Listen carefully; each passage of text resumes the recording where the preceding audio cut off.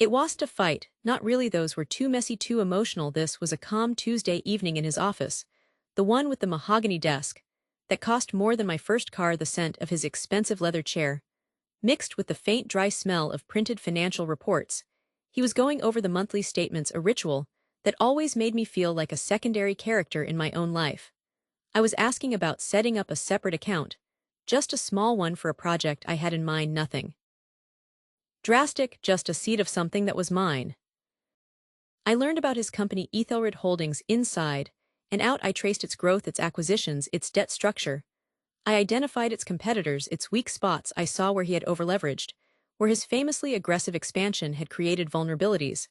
I learned more about the inner workings of his business than he probably knew himself, because I was looking at it with the cold, detached eye of an outsider, not a proud founder. Simultaneously, I needed capital. I couldn't use a cent of his money. I'd come home defeated, wanting nothing more than to crawl into bed. But dinner was now a strategy session, a tense, silent affair, where we'd eat, and then he'd inevitably ask, "So how was your day?" It wasn't a pleasantry, it was a probe. And at first my answers were defensive, brittle. I'd list my problems, expecting him to say, "I told you so," but he didn't. Instead, he started listening, really listening. One night, after I'd complained about the resistance from the senior staff, he didn't offer sympathy, he offered a piece of advice. "You can't win them over with a speech," he said, pushing his plate away. "You have to win them over with a win. Find one thing, one small measurable problem that everyone agrees is a problem, and fix it fast. Don't try to boil the ocean on day one." It was the first moment of unexpected mentorship. It wasn't given kindly, it was delivered like a business directive. But it was brilliant, and it was exactly what I needed. I stopped trying to overhaul the entire division and focused on one thing: the outdated, frustrating system for tracking shipments. I found a small, agile software company. I got a pilot program approved, and within a month, we had a solution that cut down on errors and saved the team hours of work. It was a small victory, but it was tangible, and the team noticed. As the months passed, the transformation was palpable. My confidence grew with each small success. I learned to read a balance sheet, not as a mysterious document, but as a story. I learned to lead people not by demanding authority, but by earning it, and I watched him watching me. The skepticism in his eyes slowly gave way to curiosity, and then to a dawning respect. The climax came in the 5th month. The logistics division had been plagued by a contract with a major client that was consistently unprofitable. The relationship was sour, the service demands were high, and everyone, including my husband, had accepted it as a necessary loss. I decided to tackle it. Instead of renegotiating the price, which the client would have refused, I analyzed the root of the problem. It was inefficiency. Their demands were costly because our processes were wasteful. I presented a completely new strategy to the client, a partnership model. We would integrate our systems more deeply, offering them real-time data and priority handling. But in exchange, they had to agree to standardized ordering windows and consolidated shipments. It was a risk. They could have walked away. But I'd done my homework. I knew the pain points from their side too. The day we got their signed agreement was the day everything changed. I presented the new contract to the board, showing how it would turn a loss-making account into a profitable long-term partnership. The numbers were undeniable. After the meeting, my husband stayed behind in the boardroom. I was gathering my things, my hands still trembling slightly from the adrenaline. He walked over to me. He didn't say "good job." He looked at me, really looked at me, and I saw none of the old patronizing affection. I saw an equal, a colleague. "I was wrong," he said, his voice low and serious. "I underestimated you, not just your intelligence, but your approach. You saw a partnership where I only saw a problem. That contract, it's brilliant. It's something I never would have thought of." In that moment, he wasn't my husband praising his wife. He was one business leader, acknowledging the skill of another, and the respect in his eyes was worth more than any profit margin that would have tainted it, proven him right in some twisted way. The 6-month mark came and went. The logistics division was not just stable, it was thriving, with morale higher than it had been in a decade. The board was impressed. He didn't just offer me a permanent role. He proposed something much bigger. He suggested a restructuring. He would remain CEO, focusing on long-term strategy and major acquisitions, but I would become COO, Chief Operating Officer, with full authority over the day-to-day operations of the entire company. It was a true partnership, a merger. And that's what happened over time, as he became more interested in broader ventures. We agreed that I would become the majority owner. It was a logical, practical decision. One, we made together at the same dining table, where our old life had fallen apart. But the real merger happened at home. The power struggle was over because the imbalance was gone. We could finally talk, really talk, not as a benefactor and a dependent, but as partners who had been through a war together, and come out on the same side. The conversations we had were no longer him downloading his day to me. They were exchanges of ideas, debates about strategy, shared worries, and shared triumphs. The passion that had faded under layers of resentment returned not as a flicker, but as a steady flame. Fueled by a deep-earned admiration for the person the other had proven themselves to be.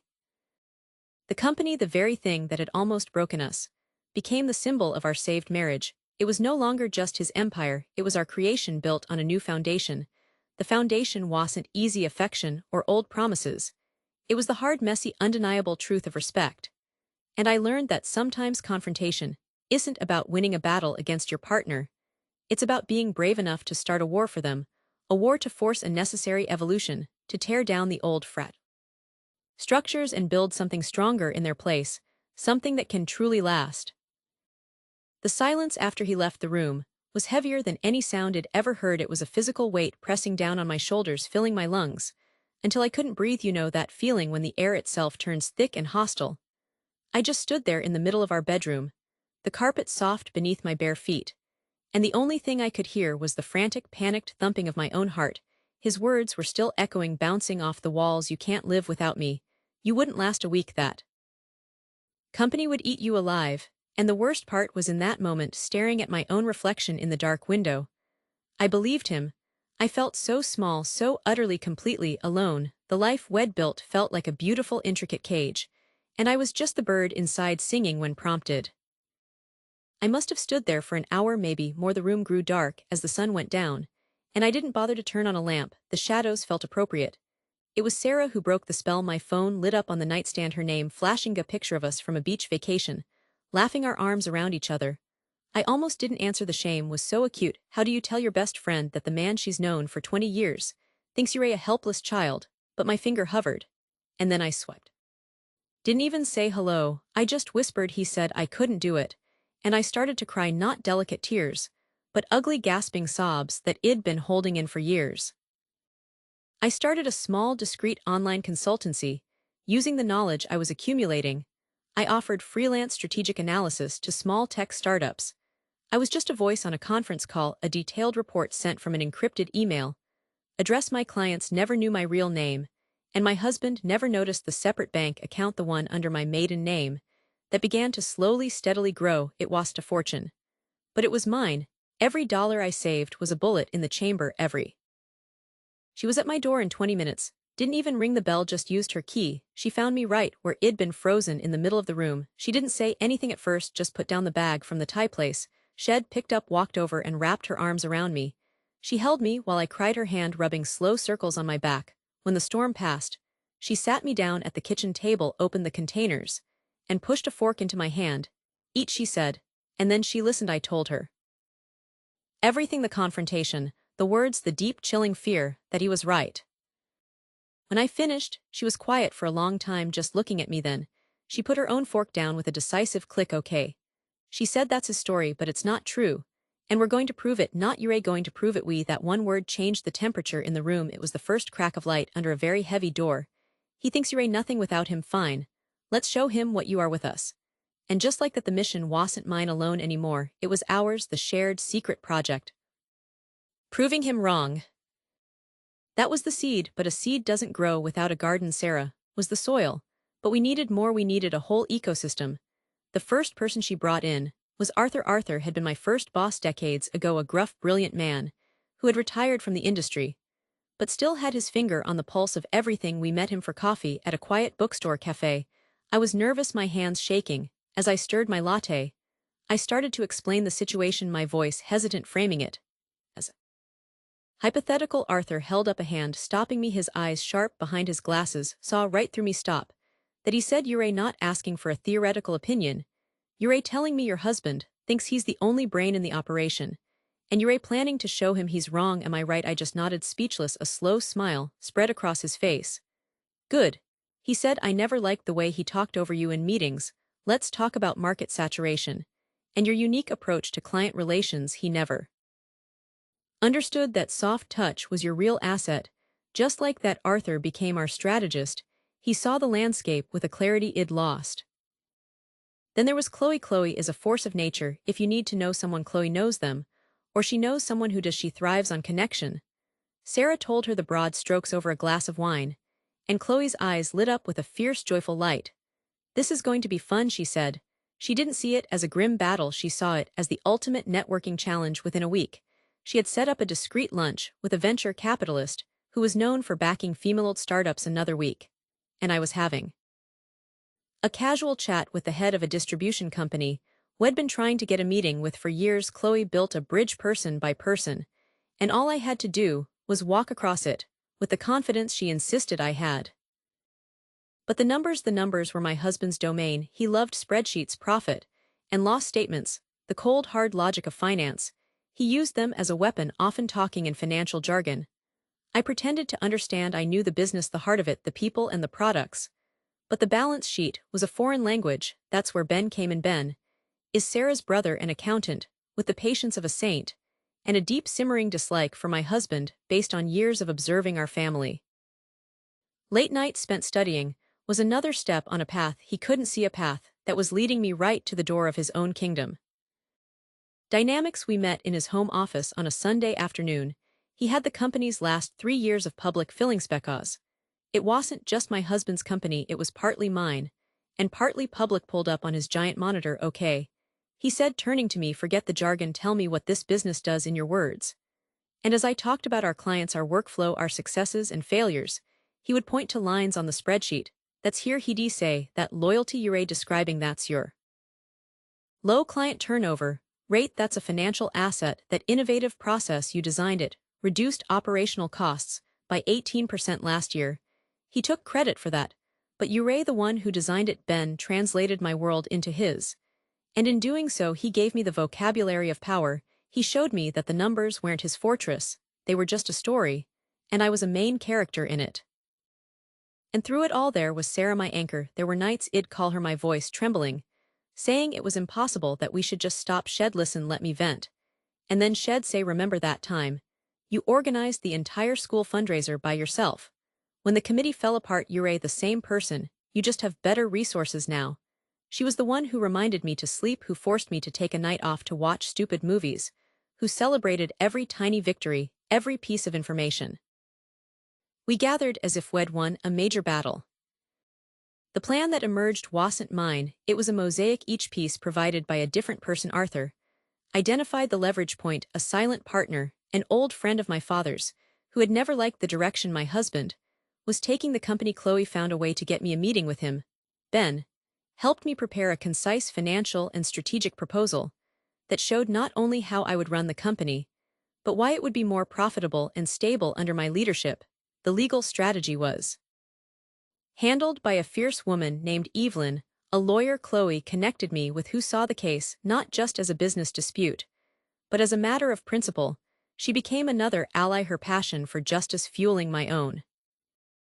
The day of the shareholder meeting, I wasn't alone. I walked into that boardroom, but Arthur was on the phone with me right up until the door opened, giving me a last-minute pep talk. Ben's charts and graphs were in my presentation, clear and undeniable. The votes we'd secured through Chloe's networking were already counted. Sarah was waiting at a restaurant around the corner with a bottle of champagne on ice, just in case. I looked around the table at the faces, some skeptical, some curious, and I didn't see my husband's opponents. I saw my team. I saw Arthur's strategy, Ben's numbers, Chloe's connections, Sarah's faith. And when I spoke, I wasn't speaking for myself, I was speaking for all of us. The vote was decisive. The silence that followed was nothing like the silence in my bedroom that night. This was a quiet of awe, of respect. My husband's face was a mask of shock, then fury, then a dawning, terrifying realization. He had seen me as a single weak opponent. He never saw the village coming for him. We didn't go to some fancy restaurant to celebrate. We went to Sarah's house, all of us, Arthur, Chloe, Ben, Evelyn, a few other key players who had become part of the fabric of our mission. We ordered pizza. We drank that champagne from paper cups. Because Sarah couldn't find the flutes, the laughter was loud and real, and healing Arthur made a toast not to me, but to the team, to the power of being stubborn together. And I looked around at their faces, illuminated by the warm light of Sarah's kitchen. And I. The opportunity presented itself about 18 months later. Ethelred Holdings had overextended itself with a risky acquisition. The stock price was dipping. A key investor was publicly expressing doubts, creating uncertainty. This was the moment of weakness I had been waiting for. My own venture had provided me with a modest war chest, but it was enough for a down payment. The rest required nerve. I reached out to the disgruntled investor, anonymously at first through a series of intermediaries. Understood his statement, "You can't live without me," was wrong in the most profound way. It wasn't about living without support. It was about choosing your support, building your own foundation brick by brick, with people who see you not for what you are in relation to someone else, but for what you are on your own. The company runs differently now. We have a leadership team, not a single dictator. We collaborate, we debate, we value different kinds of intelligence. The culture is one of mutual respect. Because that's how it was won. It's a daily reminder that success isn't a solitary summit you reach alone, it's a village you build together. And the view from there is so much better. He thought he was my entire world. He never imagined I could build a universe. The silence in the room after he said it was heavier than any argument we'd ever had. It wasn't the angry electric silence that crackles before a fight. This was different. It was a deep, settling quiet like dust.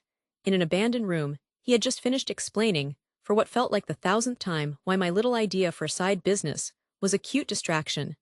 But nothing more. "You've never had the instinct for these things," he said, not even looking up from his phone. "It's just not in your nature. You're better off leaving the real strategizing to me." And you know what? I did nothing. I didn't protest.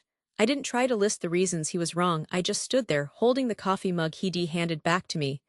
Because it wasn't warm enough, I felt the heat of the ceramic through my palms, a small concentrated burn. And in that moment, something clicked into place. It was a final quiet click, like a key turning in a lock deep inside me. I looked at him, at the complete and utter certainty on his face, the way he was already moving on to the next email, the next decision, and I understood that any word I spoke would be just noise to him. My voice would be filtered through his perception of me as someone who didn't get it, who wasn't built for the harsh realities of business. So I made a choice right there, holding that lukewarm coffee. I decided that I would never argue with him about my capabilities again. I would never ask for his approval, his funding, or his faith. I would simply take it. The goal, which had been a vague dream, solidified into a cold, hard object in my mind. I would build what he said I couldn't, and I would do it in complete silence. The mystery of it, the not knowing what I was thinking, that was my first weapon. I saw a flicker of confusion cross his face. Didn't react when I just turned and placed the mug silently in the sink. It was more satisfying than any retort I could have mustered. His expectation of a reaction was met with nothing, a void, and it unsettled him more than tears ever could.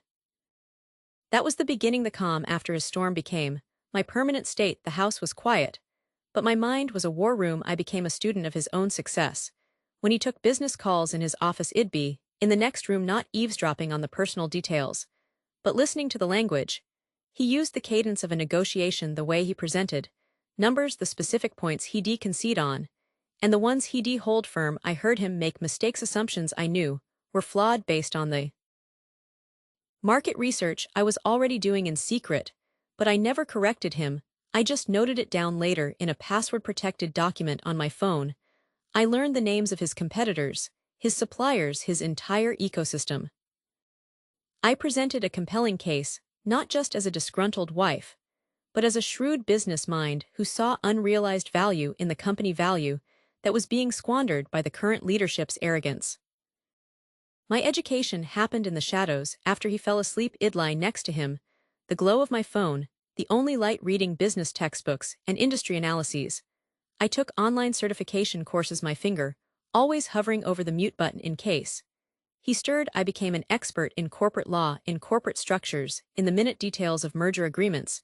It was like building a ship inside a bottle, a painstaking millimeter by millimeter process that was completely invisible from the outside. The financial part was the most delicate operation. I started saving not by taking large sums, but by redirecting tiny streams, the leftover money from the grocery, budget the cashback from credit card, purchases a small freelance editing job I did under a pseudonym invest these micro amounts watching them compound with a patience I didn't know I possessed. The emotional discipline was the hardest part. There were days I wanted to scream, days when he'd come home bursting with news of some deal he'd closed, and I'd have to smile and congratulate him, all while knowing that the strategy he was so proud of was fundamentally fragile. I had to wear the mask of the supportive wife, while inside I was a general marshalling troops. He couldn't see I had to swallow my pride, my frustration, my loneliness. This project was mine alone, and the solitude of it was a constant weight. But it was also a forge. The pressure and the heat of the secret were shaping me into something new, something harder and more resilient. My sense of self was no longer tied to his perception of me. It was being built in the quiet hours, brick by brick. The plan took years. It wasn't a quick gamble. It was a long, slow siege. I identified the exact point of vulnerability in his company. It was a minor shareholder, a silent partner from the early days, who was looking for an exit. My husband had dismissed the man's interest in selling as insignificant a distraction. But I saw it as the key. Using a network of contacts I'd cultivated anonymously through professional forums, I orchestrated the purchase of that stake. I didn't do it in my own name of course. I used a holding company, a name on a document that meant nothing to him. It was a small, quiet acquisition, one that went completely unnoticed by him. That was the first domino. Over the next 18 months, I repeated the process. I used the profits from my own separate and quietly thriving investments to buy up more debt, more small equity positions. I was like water seeping into the cracks of his foundation. I never made a move that was large enough to trigger an alarm. I was a ghost in his own machine. The final piece was a loan. His company had taken out a loan. He was confident he could renegotiate on favorable terms. I, however, had run the numbers. I knew the bank was getting nervous. The day before his meeting to refinance my holding company submitted a competing offer to purchase the debt. My offer was better, cleaner. The bank, wanting a quick and secure exit, accepted. He discovered it not from me, but from a conference call. I was in the kitchen, and I could hear his voice through the door, rising from confused to panicked. He was on with his board, and the lawyers. The words hostile takeover were used. It doesn't make sense, he kept saying. Who is this entity? I've never even heard of them. I poured myself a glass of water. My hand was steady. There was no dramatic confrontation that night. He was too stunned, too busy trying to figure out what had happened. He paced the house, talking frantically on the phone, trying to find a way out. I went about my evening as usual. I made dinner, I cleaned the kitchen, I read a book. My silence was now a fortress. He was so deep in his own crisis that he didn't even think to look at me. The architect was sitting right beside him, and he was blind to her. I used every shred of intelligence I had gathered. I knew which divisions were undervalued, which assets could be sold to streamline the company, which new markets were ripe for entry. I spoke the language of ROI and EBITDA with a fluency that commanded respect. Slowly, patiently, I orchestrated a silent coup through a complex web of holding companies and trusts. I began acquiring shares. My husband, arrogant and distracted by putting out public relations fires, never saw it coming. He was. A formal letter arrived a week later. It was addressed to him, but I knew its contents. It outlined the new ownership structure. It listed the percentages, the debt holdings. It was a cold, clinical document that stripped him of his controlling interest. He read it at the breakfast table, his face pale. He looked up at me, and for the first time I saw a flicker of suspicion. But what could he say? There was no evidence. I was just his wife who had been there all along. I met his gaze, and I didn't smile. I didn't frown. I just looked back, my expression as calm and unreadable as a still lake. I didn't say a word. There was no need. The actions had spoken for themselves. The takeover was complete, executed with a precision he had never credited me with possessing. The aftermath was a quiet revolution. The power dynamic shifted without a single word being exchanged about it. He was now an employee, a figurehead of the company. He thought he built. I was the majority stakeholder. I didn't go to the office. I didn't sit in his chair. I managed my asset from my home office through intermediaries. He would come home, sometimes defeated, and talk about the new directives coming from the ownership group. He'd complain about the cold efficiency of it, all the ruthless logic of their strategies, and I'd listen, sipping my tea, saying nothing. The lesson was being taught not through a lecture, But through experience, he was learning the hard way that true strength isn't loud. It doesn't need to boast, it's the quiet force that moves the world while everyone else is talking. When I reflect on that journey now, I don't think of the victory, I think of the solitude, the lonely nights, the constant vigilance. The weight of the secret, it was difficult, but it forged me. It gave me an unshakable sense of self, that no opinion, no dismissal, can ever crack. I proved something to myself, not to him. The final message wasn't in a triumphant speech, or a moment of gloating. It was in a single line on a corporate document, a name listed as the primary beneficiary, a name that had been overlooked for years. Sometimes the loudest statement you can make is the silent transfer of power, the quiet click of a lock, finally turning after a long patient wait. My husband's exact words that night were, "You were always the charming hostess, my brilliant little social shield. But business, the real world, you were never built for it." He said it with a smile, you know, the kind you use when you're stating what you believe is an undeniable fact. It wasn't a shout, it was an autopsy. He was dissecting our entire marriage on the granite countertop of our kitchen, and that was his final diagnosis of me. And in that moment, something clicked, not with anger, not yet. It was colder than that. It was a simple mechanical click, like a key turning in a lock I never knew existed. Because as he said those words, I was literally holding a document he'd left out, a preliminary shareholder report. And right there on page 4 was the clause, section 73, transfer on event of personal default. You see, we'd started the company together. It was my idea, my initial research. But he was the charismatic frontman, the visionary. And I became the quiet partner. When we incorporated, our lawyer drew up a standard shareholder agreement. We were so in love, so trusting. We just signed. Where he put the sticky tabs, it was just paperwork, a boring necessity. We never imagined it would be a weapon. His insult wasn't the injury, it was the symptom. The real disease was his assumption that I was legally insignificant. And as I stood there holding that report, I realized the law didn't care about his charisma. It only cared about the words on the page. The battle wouldn't be fought in our home. It would be fought in the sterile, silent language of contracts. And I knew with a terrifying clarity that I was going to win. Fighting battles on the surface, while I was tunneling deep beneath his feet. Let me explain how it worked. This is the part most people find dry. But to me, it was beautiful, pure, unemotional logic. Our company was set up as a standards corporation. We each owned 50% of the shares, a perfect fragile equilibrium.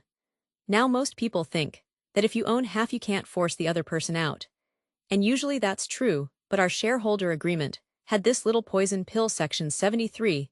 It was designed to protect the company if one of us did something catastrophic, like committed fraud or declared bankruptcy. That's the event of personal default. Think of the company like a castle that 2 kings own equally. You both have a key to the main gate. Normally one king can't lock the other out. But what if, buried in the castle's founding charter, there was a rule that said, if one king is found to be secretly plotting to burn the castle down, the other king gets to seize his key and banish him? That's what a default clause is. It's the banishment rule. My husband's arrogance was his downfall. A few years ago, to secure a huge line of credit for a side project, he kept entirely separate from our main company. Used his 50% shareholding as personal collateral. He pledged his shares to the bank. In the eyes of the law, especially under the terms of our specific agreement, that act of pledging a shared company asset for a personal debt constituted a potential detrimental act, which was a subclause under the broader personal default umbrella. He saw it as a simple financial move. I saw it as him tripping the wire. The clause was activated. It was just lying there dormant. All it needed was for someone to notice it, to understand its power, and to have the coldness to pull the trigger. The process wasn't fast. It was a slow, meticulous chess game. The first move was a formal notice. I had my lawyer send a letter to him citing section 73. I can still picture his face. When he read it, it wasn't anger at first, it was pure confusion. He called me laughing. He said there must be a mistake. He said, honey, you're misreading this. This is for serious things. And I said, I know I am being serious. The agreement gave him a 30-day cure period. He could have fixed it. He could have paid off that separate loan, released the lien on the shares. But he didn't. He was so convinced of his own superiority, so sure I was just throwing a tantrum, that I would eventually get over, that he ignored it. He thought it was a bluff. That was his second mistake. You never bluff with real bullets. When the cure period lapsed, the mechanism engaged fully. The agreement allowed me as the non-defaulting shareholder to purchase his shares. And here's the most brutal, beautiful part: the purchase price wasn't based on the current market value. It was based on the original book value, from the year we incorporated, a time when the company was worth almost nothing. It was a penalty price, designed to punish a rogue shareholder. So I bought his 50% of the company for a sum that was less than what we'd now spend on a new company car. It was perfectly legal, it was airtight. He lawyered up, of course. He hired a team of expensive attorneys who screamed about fairness, about implied partnership, about unjust enrichment. But a contract is a contract. The judge wasn't there to decide what was fair in our marriage. He was there to interpret the document we had both willingly signed, and the document was ruthlessly clear. The day of the annual shareholders' meeting was a masterpiece of tension. He sat at the head of the table in the boardroom, confident, having just delivered a speech full of bluster and optimism, trying to calm the nerves of the other investors. I slipped into the back of the room, dressed in a severe, impeccable black suit, a far cry from the soft, accommodating clothes he was used to seeing me in. I waited for the question-and-answer session. When the floor was opened, I stood up. The room was large, and it took it. The day the judge dismissed his final appeal, I went to the office, his office. I sat in his chair. The silence was immense. There were no cheers, no feeling of triumph, just the hum of the server room, and the weight of what I had done. I had used the law like a surgeon's scalpel, not a blunt weapon. I had dissected our life together, using the very rules he thought were beneath my understanding. He was right about one thing that night in the kitchen. I wasn't built for his kind of business, for the loud, chest-thumping world of deals and dominance. I was built for something else. I was built for the fine print, for the quiet, patient architecture of consequences. The loophole didn't let me seize the company. It just revealed that I had always been its true architect. He was just a tenant who forgot to read the lease. You remember how he used to get not just confident, but arrogant. It was a force field around him, an invisible barrier that deflected any advice, any concern. He'd sit at the head of that ridiculously large oak desk in his study, swirling a glass of scotch, and talk about the company, as if he'd built it with his bare hands from nothing. He'd forgotten the early investors, my father's connections, the team that worked through nights to him. It was all a monument to his own genius. He had this way of dismissing people. It wasn't just a simple firing, it was a ritual. He'd find the smallest flaw, a tiny mistake, in a quarterly report, a presentation slide that wasn't to his exacting aesthetic standards, and he'd use it to dismantle a person. I remember once a young woman from marketing, Sarah, she'd been with the company for 5 years. She stayed late to prepare a last-minute brief for him.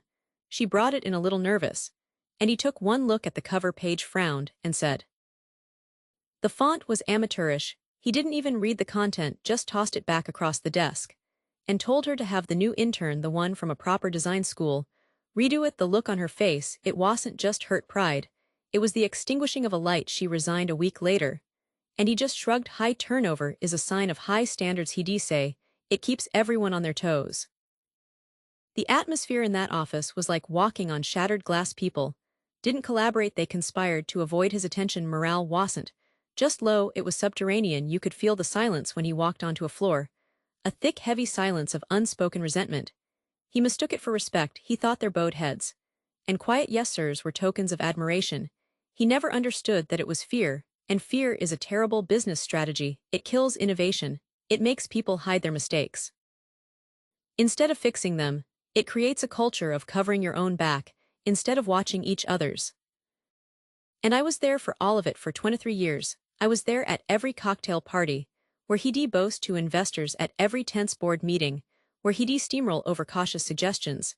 I sat in the corner of his study reading a book, seemingly absorbed in my own world. But I was listening, I was cataloging. I heard the names of the people he'd driven away. I remembered the projects he'd cancelled, because they were proposed by someone he considered a rival. I stored every arrogant comment, every foolish gamble, disguised as visionary risk-taking. It was all data, a ledger of his failures in the making. But the moment that truly crystallized it all, the statement that revealed the absolute depth of his blindness, came during one of our arguments. It was about something trivial, a forgotten anniversary, I think. But it escalated, as arguments with him always did, into a power struggle, and he looked at me with that infuriating, condescending smirk, and said, "You should remember your place. You have a very comfortable life, a life I provide you can't live without me. It wasn't even said in anger, it was. Moment for him to recognize me. The confusion on his face was fleeting, replaced by a patronizing smile. Darling, what are you doing here? Is everything all right at home? A statement of fact delivered with the cold certainty of a man who believed the universe revolved around him. And in that moment, I didn't feel hurt. I felt a strange cold clarity. I saw the blueprint of his ruin, and I understood that he had just handed me the final piece. The universe, or karma, or just plain old cause and effect, began providing the tools almost immediately. His first major blunder was the Omni-Corp merger. He became obsessed with it. It was going to be his legacy, the deal that would put him in the business journals for decades. But he was so focused on the prestige, on the sheer size of it, that he neglected the details. He rushed the due diligence. His head of analytics, David Chen, a brilliantly meticulous man, raised concerns. He presented a report highlighting serious vulnerabilities in Omni-Core supply chain potential liabilities that could sink the entire merged entity. My husband didn't just dismiss the report, he mocked it. He called David a bean counter in front of the entire executive team, accused him of lacking vision. David, a man of immense pride and principle, resigned. The next day, my husband didn't care. He saw it as removing an obstacle. The merger, of course, was a catastrophe. The liabilities David had identified manifested within 6 months. The stock price plummeted. The board was furious.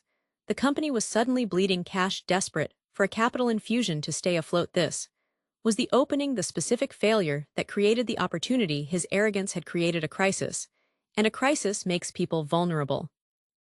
The second tool was his neglect. For years he treated the company's archival division as a joke. It was where he sent employees he wanted to sideline. It housed all the old patents, the legacy software systems, the dead projects from decades past. He called it the graveyard. But I remembered something early in the company's history. Before the big tech boom, we had acquired a small startup that was working on data compression algorithms. The technology was ahead of its time, and it got shelved. But with the rise of cloud storage and AI, that old forgotten patent was now a potential goldmine. I knew this because David Chen, in his final ignored report, had briefly mentioned it as an underutilized asset. My husband had skimmed right over it. So I made a call. I reached out to David. He was running a small, successful consultancy now, but I could still hear the sting of humiliation in his voice. I didn't ask him for help. I presented him with an opportunity. I showed him the patent. I laid out a vision for how it could be the core of a new, leaner, smarter company, one built on respect and intelligence, not ego. He was hesitant at first, but the chance to vindicate his original work, to prove my husband wrong, was a powerful motivator. He became my most important. Then came the investors. My husband, in his desperation to secure funding after the merger disaster, had gone to the old guard, the traditional venture capital firms. They'd all turned him down. His reputation for being difficult, for alienating talent, had finally caught up with him. He had burned too many bridges. But I went a different way. I reached out to a newer, more agile firm, led by a woman he had once insulted at a charity gala, dismissing her ideas as trendy nonsense. She remembered, and she was thrilled at the prospect of backing a venture that would not only be profitable, but would also serve as a lesson in humility to a man. She despised every single person who joined my side. Every dollar of capital I raised was a direct result of a relationship he had broken, a person he had underestimated, an asset he had discarded. He didn't even look up from the spreadsheet. He chuckled, a dry, dismissive sound. Sweetheart, why complicate things? The system works. You have the cards, you have the allowance. You want something, you buy it. I pressed just a little, talking about independence, about having a stake. That's when he finally swiveled the chair and looked at me. It wasn't anger in his eyes. It was something far more condescending. It was pity. And then he said it. The words were so casual, so utterly convinced of their own truth. Let's be. I didn't smile back. I looked at him, then at the other faces around the table, and I began to speak. I introduced myself not as his wife, but as the principal shareholder of the Ely Group, the entity that had been quietly accumulating a controlling interest in Ethelred Holdings. The silence in the room was absolute. You could hear the hum of the air conditioning. I watched the blood drain from his face. The patronizing smile dissolved into slack-jawed disbelief. I calmly outlined my vision for the company, pointing. The final act was a thing of brutal, poetic symmetry. We formed a new holding company with David's expertise and our investors' capital. We quietly began acquiring the company's distressed debt. The falling stock price, a direct result of his failed merger, made it easy. We weren't a hostile raider. We were a lifeboat. He was too proud to see the board, terrified of total collapse, welcomed our offer of a buyout. They were done with his drama. The meeting where he found out was held in the same boardroom where he had once held court. He walked in expecting to negotiate from a position of strength, to bully his way into another chance. But the atmosphere was different. The board members wouldn't meet his eye. And then I walked in. I took the seat at the head of the table, the one he always sat in. The look on his face was a slow-motion collapse. It wasn't just shock or anger, it was a dawning, horrifying comprehension. He saw David Chen standing behind me. He saw the portfolio of our investment firm. He pieced it all together in a few seconds. This wasn't an attack from a rival, this was a reckoning. This was the culmination of every dismissed employee, every ignored warning, every arrogant assumption. He sputtered, "You, this is your doing." And I just looked at him, calm, silent. And that's when he truly understood. He wasn't defeated by a competitor. He was defeated by the living proof of his own failures. The statement he had thrown at me years before echoed in the silent room: "You can't live without me." And the karmic answer was clear: the company couldn't live with him.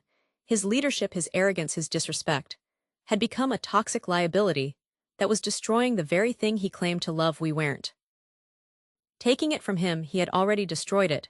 We were simply salvaging the pieces. In the end, it wasn't about revenge. Revenge is personal, emotional. This was colder and more absolute than that. It was an audit, a final balancing of the books. For years, he had been accruing karmic debt. The debt of broken trust, of squandered talent, of neglected opportunity. The interest had been compounding in silence.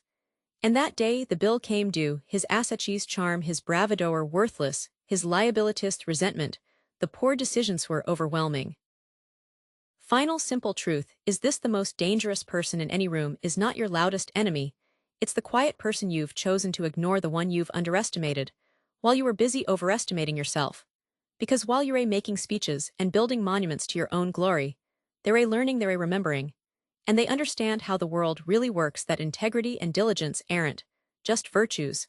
They are the foundation of everything that lasts. Everything else is just noise waiting to be silenced by the quiet, inevitable click of a balanced ledger. Out the strategic missteps of the current leadership with pinpoint accuracy, I cited figures, metrics, projections, all the information I had harvested during my long silent vigil. The reversal of power wasn't just complete, it was humiliating. He was dethroned not by a rival tycoon, but by the woman he had claimed would be lost without him. The board, seeing the writing on the wall, and impressed by the cold, hard logic of my presentation, quickly fell in line. The aftermath was swift and surgical. My lawyers, whom I had hired months in advance, handled everything. He was removed from the board of directors. He was stripped of all operational control. The company that had been his entire identity, the source of the success he held over my head, was now mine, legally, decisively mine. The first thing I did was change the name. Ethelred Holdings, a name that echoed his own arrogant grandiosity, was gone.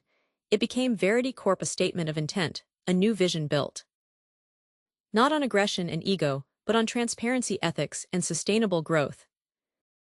I stood in the CEO's office, my office now looking out at the cityscape. His personal effects were gone. The space was clean, empty, ready to be filled with my own leadership, my own style. There was no shouting, no dramatic confrontation. The victory was quiet, but absolute. His attempt to belittle me, to define me by my dependence, had been the catalyst for my own awakening. He had handed me the very blueprint for his own downfall. By assuming I was incapable of reading it, that final reflection was the most powerful part. True independence wasn't just about financial freedom. It was about the freedom to define yourself, to rewrite your own story. Putting my name on the company wasn't about vanity. It was a testament, a permanent public testament, to the fact that the greatest victories are often born from the moments you are most underestimated. Resilience isn't about making a loud noise. It's about the quiet, methodical strength to build your own foundation, so that no one can ever again tell you that you'd be lost without them. The argument started over something stupid. I don't even remember what a credit card bill, maybe something about the monthly statement. But it escalated, as these things do, from the specific to the philosophical. It became a referendum on my entire existence within our marriage. He leaned back in his chair, that expensive leather one he bought for his home office. And he gave me that look, the one that says he's humoring me. He said, "You live in a world I built you, Enjoy a life my work provides. Do you really think you could navigate the pressures I face every single day? I told him I understood more than he gave me credit for. Id built a life here too. Id managed our assets, our investments, the entire household, as if it were a small business. But he just smiled a cold, dismissive smile. And then he said it, the words that changed everything. You think you could do it, run my company, be serious. It would be bankrupt in a week. You can't live without my structure. You're a dependent, admit it. Realistic, you can't live without me. You'd be utterly lost without my success. It wasn't the insult itself, it was the dare hidden inside it, the absolute, unshakable confidence that I was incapable, that my world was a pleasant annex to his real one. And in that moment, the emotional hurt, the sting of being so thoroughly dismissed, just evaporated. It was replaced by something else, something cold and clear. And focused. This wasn't a marital problem anymore, this was a business problem. And business problems have business solutions. He had issued a challenge framed as an insult. I decided to treat it as a formal proposal, and I accepted. The first phase was reconnaissance. Every great campaign begins with intelligence. I had to become an expert in his world. A world he assumed I was too simple to understand. I started with the public records late at night. After he was asleep, I'd be at my desk. SEC filings, annual reports, investor presentations. I read every word. I cross-referenced press releases with financial statements. I learned the language of EBITDA and leverage ratios and market capitalization. I quickly identified the weaknesses. He was too arrogant to see the company was over-leveraged. He'd taken on a significant amount of debt to finance an acquisition that was supposed to be a game-changer. But the synergies he promised never materialized. The interest payments were a constant drain. There was a key employee, his head of operations, a woman named Sarah. I'd met her at company parties. She was sharp, capable, and from the few careful comments shed, made deeply frustrated. He didn't listen. He dismissed her concerns about supply chain bottlenecks. She was an asset he was grossly undervaluing. Then there was the real estate. The company owned its headquarters, a large aging building in a neighborhood that was rapidly gentrifying. On the books it was valued at its historical purchase price. But I did my own research. I looked at comparable sales, zoning changes, development plans for the area. The land alone was worth triple what the balance sheet showed. It was a dormant asset, a treasure chest he was using as a paperweight. My biggest advantage, however, was inside information, not the illegal kind, but the intimate kind. I knew his habits. I knew he was overconfident, that he trusted his gut over data. I knew he had a blind spot for flattery and would dismiss criticism from anyone he perceived as a subordinate. I knew his schedule, his moods, when he was most likely to be distracted. This wasn't about stealing documents. It was about understanding the psychology of the CEO. I knew the man, and therefore I knew the weaknesses in his corporate armor. Next, I had to build my own structure. I needed allies. I started discreetly reaching out. I had a college friend who was now a partner at a major law firm. I met her for lunch, framed it as a hypothetical. If someone wanted to understand the mechanisms of a friendly takeover, she thought I was just curious. She laid out the entire playbook. I contacted a venture capitalist I'd known for years, a man who had always respected my mind. I didn't go to him with a sob story about my marriage. Went to him with a business plan, a plan to revitalize a struggling company by shedding unnecessary debt, empowering key personnel, and monetizing an undervalued asset. I showed him the numbers. I showed him how my husband's arrogance was the company's biggest liability. He was intrigued, then he was convinced. The air didn't crackle, the room didn't spin. Instead, a strange cold clarity washed over me like a bucket of ice water. It was as if a fog I hadn't even known was there suddenly lifted. The words didn't hurt in a sharp, painful way. They crystallized something. I saw it then, not as an insult aimed at me, but as a confession from him. That sentence was the foundation of our entire marriage. His need for me to be lost without him was the cornerstone of his own identity. My perceived helplessness wasn't. The most delicate part was contacting Sarah. I invited her for coffee. I was direct. I said, my husband doesn't see your value. I do. I believe the company is severely mismanaged. I am in a position to change that, and I would need someone like you to run the operations. She was cautious at first, but I could see the flicker of hope. I wasn't asking her to betray him. I was offering her a chance to finally be heard, to implement the changes she knew were necessary. She agreed to be ready. The stage was set. The hostile takeover began not with a bang, but with a quiet, systematic accumulation of leverage, my venture capitalist friend helped me structure a special purpose vehicle, a separate legal entity. Through this entity, we began quietly buying up the company's debt on the secondary market. It was trading at a discount because investors were nervous about the company's ability to meet its obligations. We didn't need a majority stake in the company itself, we needed control of its debt. Meanwhile, my husband was oblivious. He was riding high on what he thought was a successful quarter. But it was a mirage. It was built on delayed payments to vendors and aggressive accounting. He was creating the very cash flow crisis I was anticipating. His arrogance was my greatest ally. The pivotal moment came when a major loan payment was due. He had assured the board the cash was there, but a client had delayed a huge payment. He was scrambling. He was trying to secure a short-term bridge loan, but his reputation for being difficult was working against him. The banks were hesitant. That's when I made my move. My entity, now a major creditor, offered to restructure the debt. The terms were steep, but they were the only lifeline. The board panicked, pressured him to accept. He had no choice. The restructuring agreement gave us significant control. It included covenants that stripped him of much of his operational authority. It gave us seats on the board. He signed the papers fuming, but still believing he was the one in control, that he outmaneuvered us. Somehow he thought it was just a financial deal. Then came the legal paperwork, the final piece. My lawyer friend had prepared it perfectly.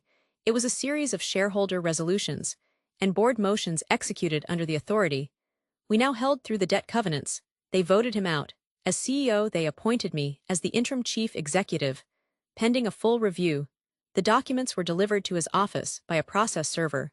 While he was in a meeting with his remaining loyalists, he came out to find the envelope on his desk.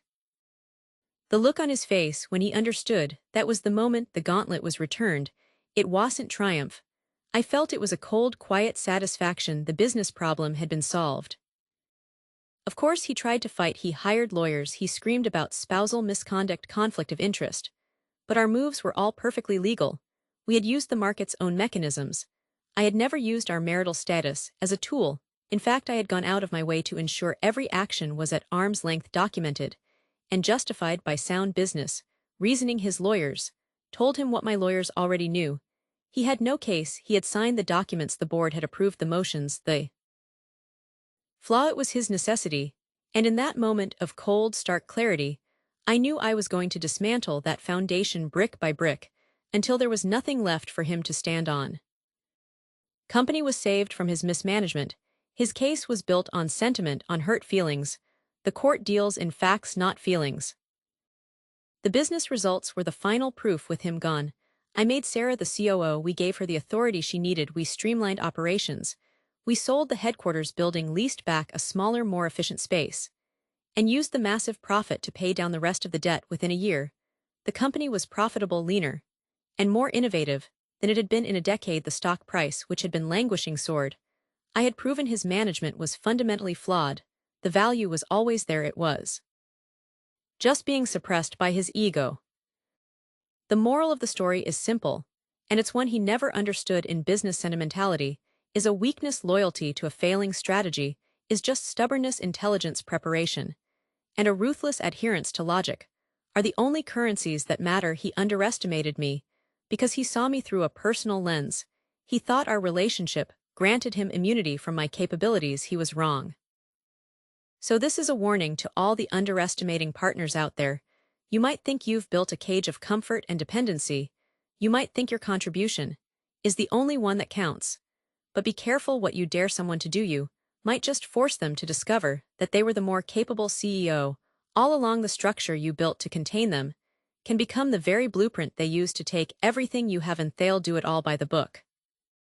The silence in this office is so different now. It used to feel heavy, like a weight pressing down on me. Now it just feels quiet, peaceful, my own. I can look out this window at the city lights starting to flicker on in the dusk, and I don't feel that old familiar knot in my stomach. I feel calm, grounded. This view, this desk, this company, it's all mine, not because I took it from him in a fit of rage, but because I earned it.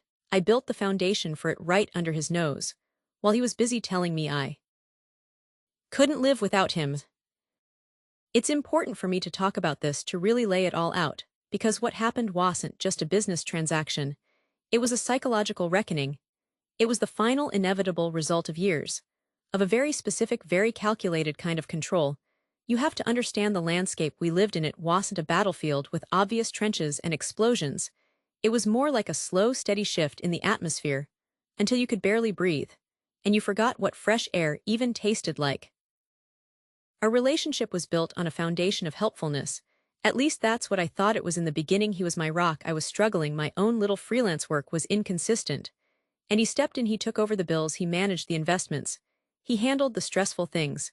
And I was so grateful. I saw it as a relief.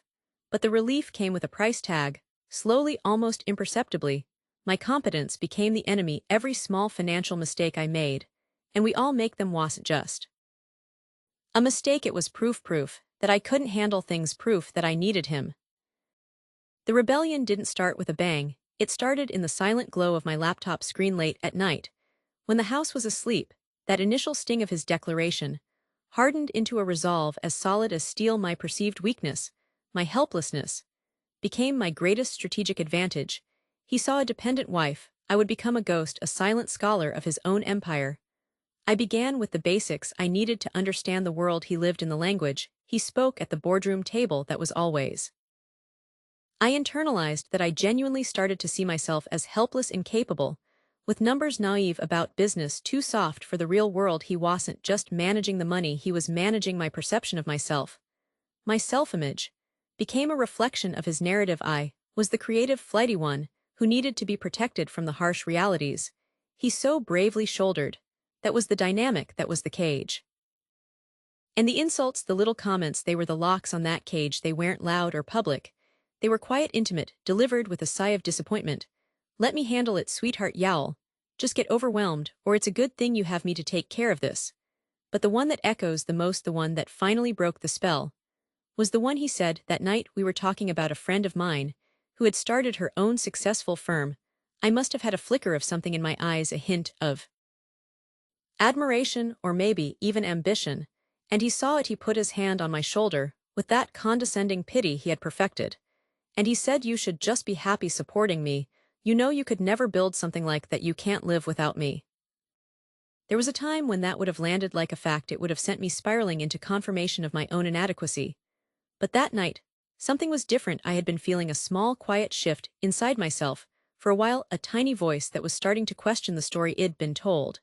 And when he said those words, you can't live without me, they didn't fit. They clanged against this new, fragile internal reality. It was a moment of pure cognitive dissonance.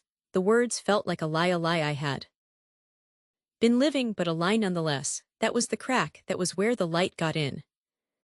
The anger that followed wasn't a hot, screaming rage. It was cold, focused.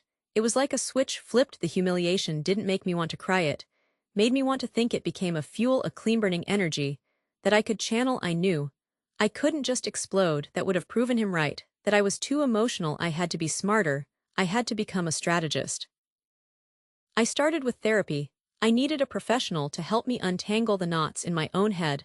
I learned words for what I was experiencing: codependency, narcissistic manipulation, financial abuse. Seeing those patterns laid out objectively was like getting a map of a prison I'd been living in. I could finally see the walls, the guards, the routines.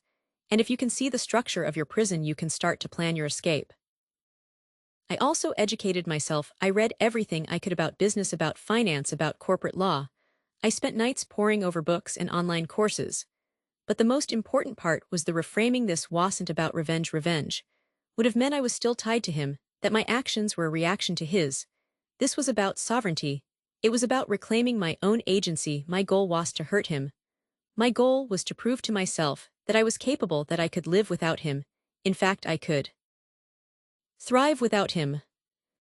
So I made a deliberate decision. I would beat him at his own game. But I would not become like him. I would use the very traits he thought made me weak: me patience, my ability to listen, my attention to detail as my greatest strengths. His greatest weakness was his ego, his unshakable belief in his own infallibility. He was so convinced of his control over me, of my dependence, that he was blind. And I decided to use that blindness.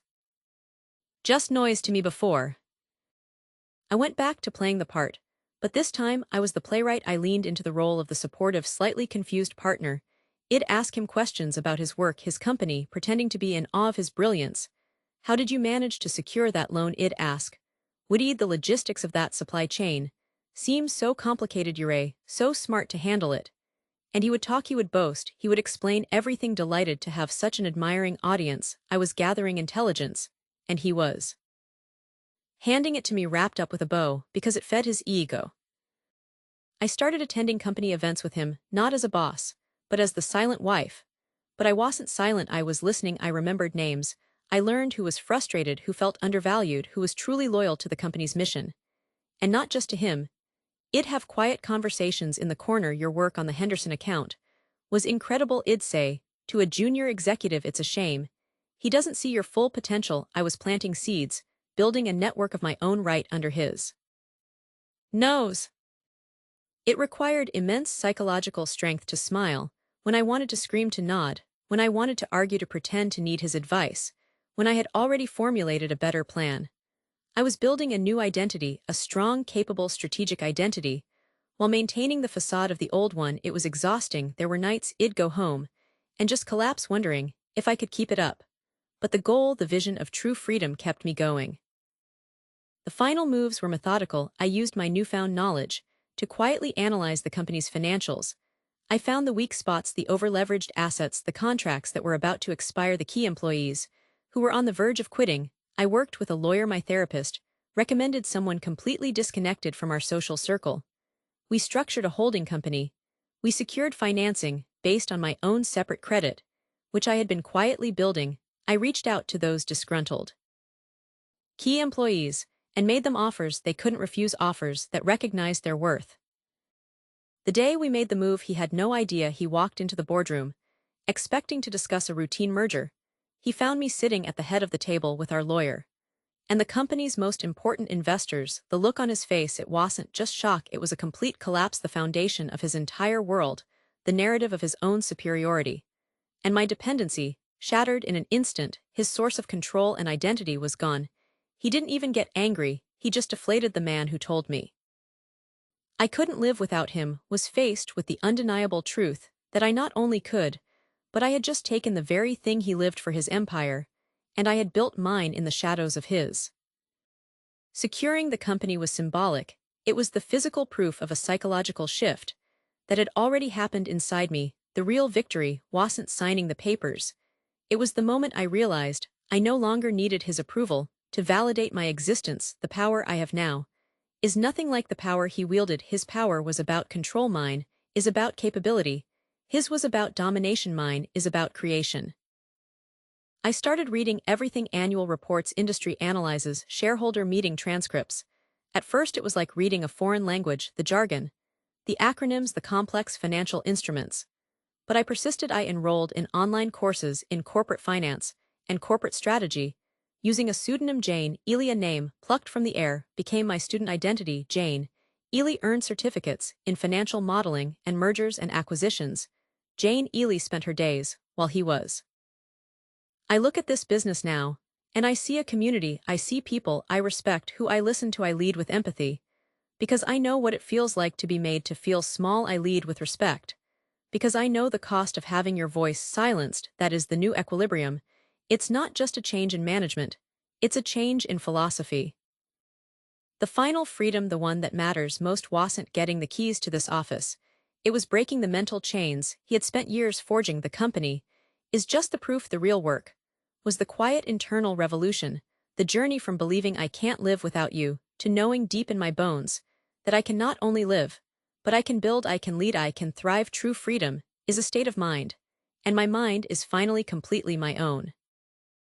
The restaurant was quiet, the kind of place with white tablecloths and soft music, designed to make important conversations feel even heavier. We were celebrating another one of his deals, another acquisition. The champagne flute felt cold and slippery in my hand. He was talking, his voice full of that familiar energy. He got after a win, detailing the numbers, the strategy, the next big move. I nodded, I smiled. I'd been doing that for 15 years. It was my part in the performance. But that night, my mind was somewhere else entirely. It was on the empty chair at our kitchen table that morning, where our daughter had left a drawing. It was on the parent-teacher conference. It had to reschedule for the third time. because of his unavoidable board meeting. It was on the quiet, persistent hum of my own life, a life that had been slowly folded into the margins of his. He must have noticed my silence. He reached across the table, patting my hand in that way. He had a gesture that was meant to be affectionate, but always felt a little condescending, like he was reassuring a child. Hey, he said, his tone light, don't look so worried, it's all taken care of you. No, you never have to worry about a thing. You can't live without me handling all this. He said it with a smile like it was a joke, but it wasn't a joke, it was a statement of fact in his mind. And in that moment, the careful performance I'd been maintaining for over a decade just shattered. The smile fell from my face. I looked at him, really looked at him, and I didn't see the successful husband I was so proud of. I saw the architect of a gilded cage. The anger came first, hot and sharp, but it was quickly washed away by something much heavier, a profound, bone-deep sadness. It wasn't just about that one comment, it was about all the comments that had come before it. The way he'd dismiss my suggestions about the business, the way he'd joke about my little projects around the house, the unspoken assumption that had become the foundation of our marriage, that his world was real and important, and mine was secondary, decorative. My voice was quiet when I finally spoke, but it didn't shake. Can't live without you, I repeated. Is that really what you think this is? That I am just a passenger in the life you've built for us? He looked startled, then defensive. That's not what I meant. You know, I appreciate everything you do, the kids, the house. That's just it, I interrupted. You see them as separate, the house, the kids, my world, and the company, the deals, your world. But they're not separate, they're our life, and I've become a guest in half of it. I put the champagne flute down, the clink of crystal on the table sounding final. This isn't working, this imbalance, it's not sustainable, not for me. And if you're honest, I don't think it's working for you either. You come home, exhausted, carrying the weight of everything alone, and you think that's how it has to be. At the office, immersed in the intricate dance of high-stakes business. But it's lonely for you too, isn't it? He was silent for a long time, just staring at his own reflection in the polished silver, and I saw it then, not just in my own heart, but in the slight slump of his shoulders, the joint realization, this wasn't just my problem, the dynamic was starving us both. A week later, the tension in the house was a physical thing. We were polite, careful, tiptoeing around each other like strangers. The argument hung in the air, unresolved. I knew I couldn't just let it go. Going back to the way things were was no longer an option, so I proposed something insane. I found him in his study, surrounded by blueprints and financial reports. I didn't sit down, I stood in the doorway and issued a challenge. You think I can't live without you handling everything? You think I don't understand the real world of your business? Then prove it, give me a shot. He looked up, annoyed. A shot? At what? What are you talking about? At the company, I said, my voice steady, though my heart was hammering against my ribs. Not a charity role, a real challenge. Give me a Division 1. That's struggling, the one you've been complaining about the most. Give me 6 months full autonomy. I report directly to the board, just like any other executive. And my goal is to turn it around, not to destroy you or show you up, but to prove a point, to prove that I am capable, to prove that this partnership you say we have could be real. I expected him to laugh, to dismiss me, but he didn't. He leaned back in his chair, studying me with a look I hadn't seen in years. It was the look he gave a potential acquisition target. Calculating, assessing. I saw a flicker of his competitive spirit, that part of him that never backed down from a challenge. And maybe, just maybe, I saw a glimmer of something else, a hidden hope, a desperate, silent wish, that I might actually be right. After a long silence, he nodded. Okay, he said, his voice gruff. The logistics division, it's a mess, high turnover, outdated systems. It's been a drain on profits for 2 years. I've been thinking about outsourcing it. You want a challenge? That's it. 6 months, you have full control. But the board will expect a full report, and so will I. And just like that, we had rules of engagement. Our marriage became a bizarre, high-stakes corporate project. We were on opposite sides of the same battlefield. The first month was brutal. I walked into that logistics office and was met with a wall of skepticism. The managers, all men who had reported to my husband for years, saw me as a hobby, the boss wife playing businesswoman. The data was a nightmare. The processes were archaic. I made mistakes, big ones. I approved a shipping contract that ended up costing us thousands. Because I missed a fine print clause, I called a meeting to rally the team, and my presentation fell completely flat.